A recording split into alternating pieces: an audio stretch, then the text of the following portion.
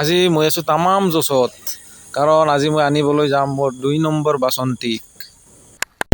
মই বন্ধু বিপুলৰ লগত আজি যাম বাচন্তীক আনিবলৈ। সি আহি আছে এতিয়া ঘৰৰ পৰা। এইখন হৈছে মোৰ 1 নম্বৰ বাচন্তী। আজি বিপুলকে চলাব দিলোঁ, আজি মই পিছত উঠি যাম। আজি হৈছে কৃষ্ণ জন্মাষ্টমী, গতিকে আজি বতৰটো ধুনীয়া ডাৱৰীয়া বতৰ।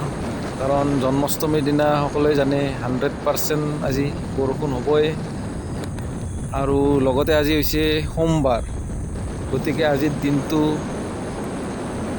বহুত ভাল দিন হয়। সেইকাৰণে মই আজি মোৰ 2 নম্বৰ বাচন্তীক আনিবলৈ যাই আছোঁ। আপোনালোকে ভিডিঅ'টো চাই থাকক। এতিয়া আমি আহি পালোঁ আমাৰ মৰমৰ চুক টিহুৰ চুক। এতিয়া আমি নেশ্যনেল হাইৱেৰে পাঠশালা যাম। আমাৰ দোকানখন হৈছে পাঠশালাত, গতিকে আপোনালোকে ভিডিঅ'টো চাই থাকক। আৰু আপোনালোকে মোৰ চেনেলটো ছাবস্ক্ৰাইব কৰিব আৰু ভিডিঅ'বোৰ লাইক কৰিব, কাৰণ মোৰ চেনেলত বহু লাগতিয়াল ভিডিঅ' আপোনালোকৰ কাৰণে বহু লাগতিয়াল ভিডিঅ' মই দিছোঁ আৰু সদায় দি থাকিম। লগতে মোৰ ভাল লগা কিছুমান ভিডিঅ' দি থাকিম। আৰু আপোনালোকৰ আশীৰ্বাদ অবিহনে মই আগুৱাই যোৱাটো সম্ভৱ নহয়। এতিয়া আহি আমি পালোঁ পাঠচাৰকুছি, আৰু কিছু সময় পিছত আমি গৈ পাম পাঠশালা।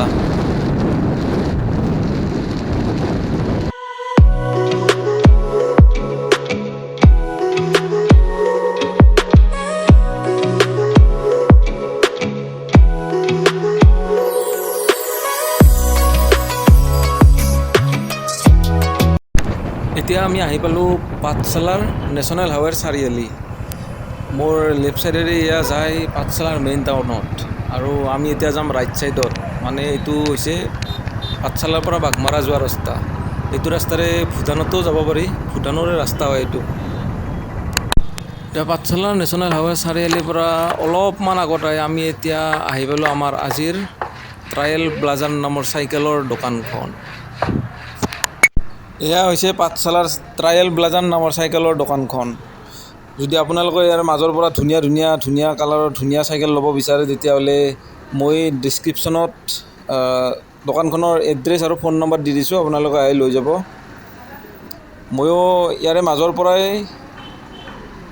মোৰ চাইকেলখন লৈছোঁ, আৰু ইয়াতে চাইকেলৰ ছাৰ্ভিচো হয়।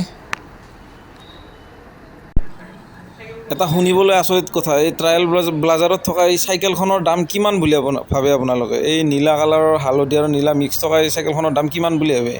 এইখনৰ দাম হৈছে 90,000 টকা। এই চাইকেলকেইখনৰ মাজৰ পৰাই মোৰ চাইকেলখন ব্লেক আৰু গ্ৰীণ কালাৰৰ চিলেক্ট কৰি ল'লোঁ। এতিয়া চাইকেলখন দাদাই ফিটিং কৰি আছে, একেবাৰে ফিটিং কৰা নাথাকে, দাদাই ফিটিং কৰি আছে এতিয়া। এতিয়া মই মোৰ 2 নম্বৰ বাচন্তীক লৈ ওলাই আহিলোঁ। এতিয়া মই ৰাস্তাৰে চলাই ঘৰলৈ গৈ আছোঁ। ঘৰলৈ 10 কিলোমিটাৰ হ'ব। এতিয়া 10 কিলোমিটাৰ ঘৰলৈ একদম চলাই যাম। ৰ'দো দিছে, অৱস্থা একেবাৰে বেয়া, তেওঁ কিবাকৈ চলাই যাম আৰু। বহুত বছৰৰ মূৰত চাইকেল চলাইছোঁ, গতিকে অৱস্থাটো বেয়া হ'ল। 3 কিলোমিটাৰমান আহি, সেইকাৰণে অলপ গছৰ তলতে জিৰণি ল'লোঁ। গছৰ তলত জিৰাই এতিয়া আহি মই পালোঁ পাঠচাৰকুছি তেল ডিপু। হেল্ল' তেল ডিপু, এতিয়া তোমাৰ লগত মোৰ ব্ৰেকআপ হৈছে, তোমাৰ ওচৰত মই ইয়াত নাহোঁ কেতিয়াও। এয়া দেখিছা, মোৰ এয়া পেডেলে বেষ্ট এতিয়া আৰু।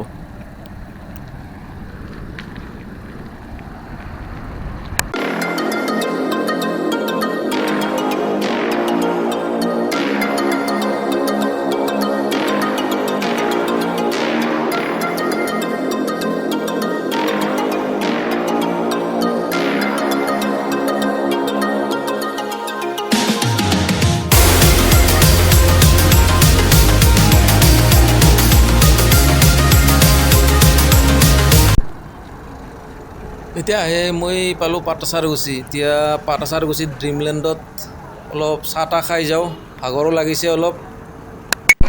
এয়া পাঠচাৰকুছিত ড্ৰিমলেণ্ডত এয়া চিংৰা দি চাহ খাওঁ মই এতিয়া অলপ।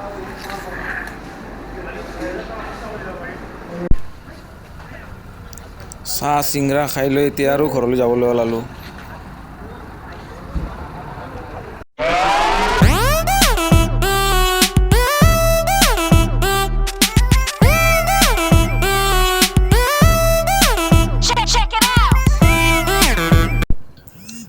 আজি হৈছে সোমবাৰ, সেইকাৰণে আজি হৈছে শিৱ বাবাৰ পবিত্ৰ দিন।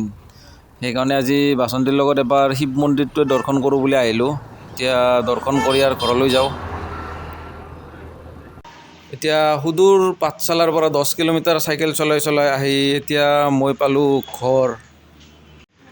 এতিয়া শেষত হিন্দু সমাজৰ পৰম্পৰা অনুযায়ী এতিয়া যিহেতু চাইকেলখন নতুনকৈ আনিলোঁ, গতিকে ৱাইফে সৰুকৈ ধূপ ধূনা দি আদৰি আনিলে, সৰুকৈ পূজা কৰিলে।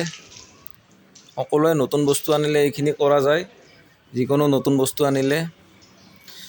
আজিৰ ভিডিঅ'টো এইখিনিয়ে আছিল।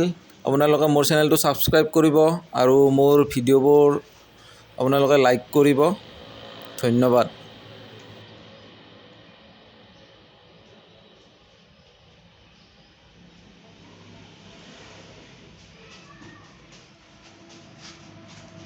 Marcas